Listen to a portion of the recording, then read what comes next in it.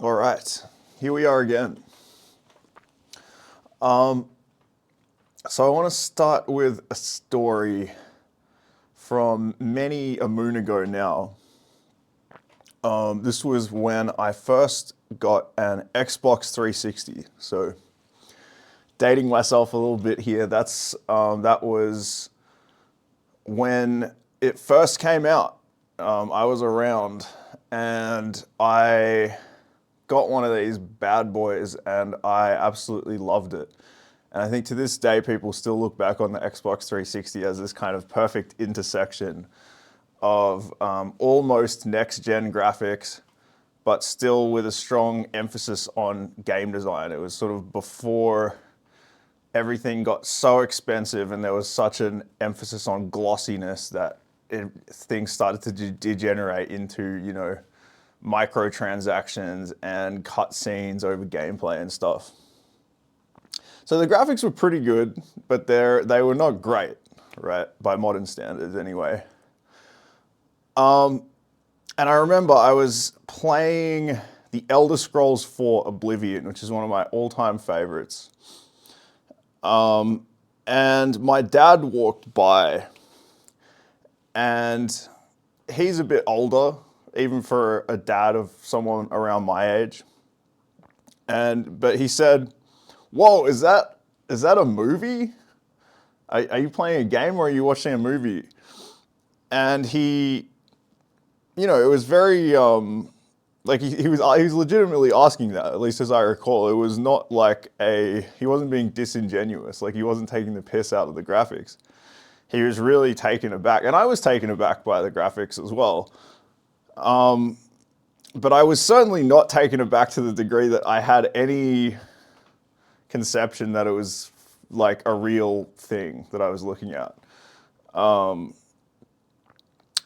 there weren't. I don't think there were any people in the view. Like the Oblivion now is kind of a meme for how janky the non-player characters looked, especially when you're having like dialogues with them. But this was just like a panorama of a forest or whatever. So,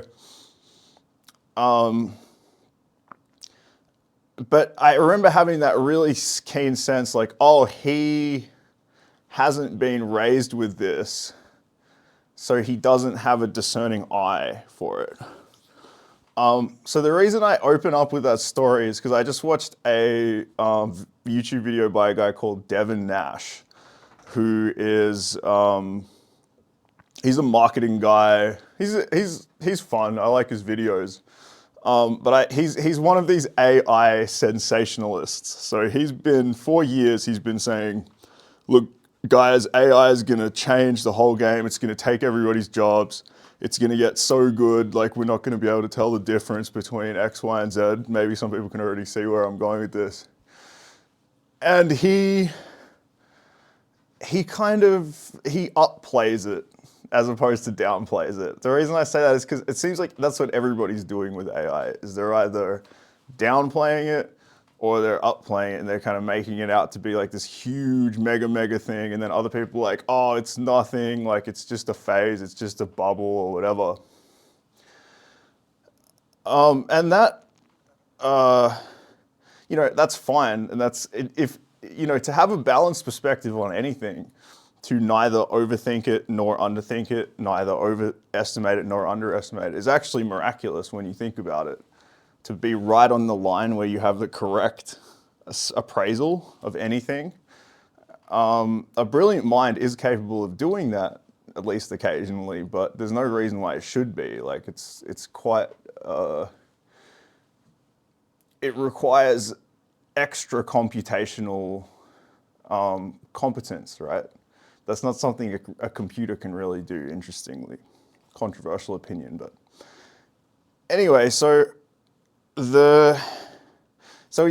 basically has this video that I've just watched where he goes, we're not going to be able to tell the difference, and then he does the classic AI overplayer thing where he says, okay, maybe you can tell the difference now, but what about in 5 years? What about in 10 years, right? And that got me thinking back to this time that my dad couldn't tell the difference between Oblivion and a movie, right? But I could immediately. But I think I'm old enough now, and Devin Nash is certainly old enough, that probably I personally actually won't be very good at telling the difference between AI and like real life stuff. It probably will bamboozle me. But I think that kids who are exposed to it a lot will have an almost supernatural ability to discern the two. It will seem supernatural to adults. And again, another example I have of this is when I was a kid, I got really into a trading card game called Yu-Gi-Oh! And I was so good at spotting fakes. So there were bad fakes and there were good fakes. You know, there were bad fakes that I think it would be obvious to almost anyone within 5 minutes of like seeing a real one and a fake one that they could just tell. But then there were like, later on, there were really good fakes where they were very close to looking like the real card.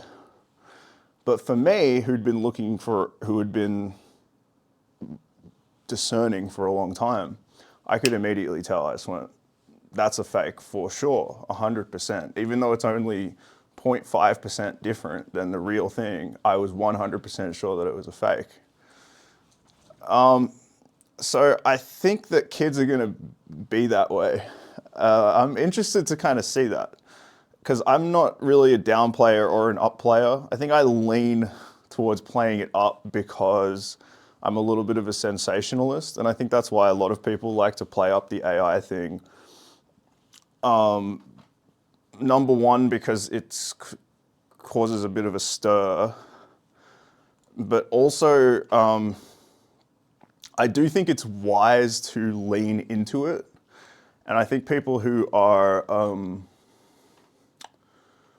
kind of making this propaganda machine in favor of it, insofar as they're trying to do something for the greater good, I think they're trying to say to people, look, guys, you should be getting in on this. And I think that's true. I think if you're in business, like if you're not retirement age or a monk, you probably should be getting in on it because there's a lot of powerful tools that are being made available to human beings and they're free at the moment, which they probably won't be for too much longer. Okay, so I think that's it. I think that's all my thoughts possibly. I'm sure I'll have left some out. But yeah, I think kids will be better at spotting the difference than adults, long story short. So like, comment, subscribe so that I can spread my bizarre but often, I think, insightful messages to others. And I will see you next time.